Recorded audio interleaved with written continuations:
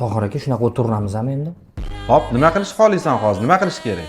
Yo'q, ishlab chiqarish o'zimizniki bo'lsa aka, 25 yillik tajribamiz bor.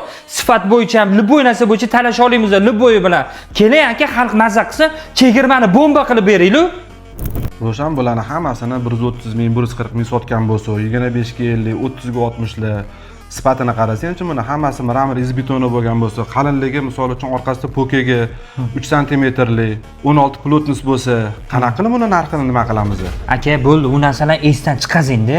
Bitta narx qo'yamiz, xalq haqiqatan realniy mazza qilsa, 99 ming so'mdan qilaylik aka, bo'ldi, boshqa narsaning keragi yo'q bu yerda. Biz faqat hozir brend uchun ishlayapmiz aka. Bo'ldi, ana bilganingni qil unda. Qoliplarni qarang. O'zbekistonda buncha ishlab chiqarmaydi. Hech kim 200 xildan oshiq qoliplarimiz bor aka. 70 xildan oshig'i fasadga ishlatiladi. Buni ham nimadir qilishimiz kerak. Tayyor biznesmenlar bor, bilasizmi, O'zbekistonda qancha pulini qatga ishlatib pul topaman degan odamlar bor. Ularga ham qanaqadir to'g'ri yo'l ko'rsatgan bo'lsa, aka kelib turib ishimizni o'rganib, o'zini biznesini qilib yuradi. Sanazga sababchi bo'lib qolaylik shu narsaga.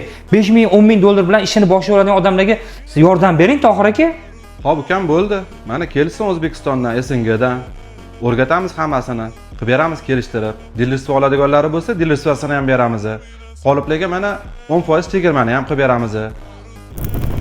O'rtoqlar, sizlar uchun SPS korxonasidan juda ajoyib yengillik xohlasanglar, misol uchun mana fasadli narsalarimizni bemalol sotib olsanglar bo'ladi, arzon narxlarda, hamda ishlab chiqaraman degan insonlar uchun 12 ta viloyatdan tashqari liboy joydan xudo xolasa kelsanglar, tayyor biznes sizlar uchun o'rgatamiz. Mana shu videomiz agar sizlarga ma'qul kelgan bo'lsa, like bosib tarqatib qo'ysanglar, mana shunaqa ishlab chiqaruvchilarga mana shu videomiz yetib borsa, inshaalloh juda ham zo'r ish bo'lardi.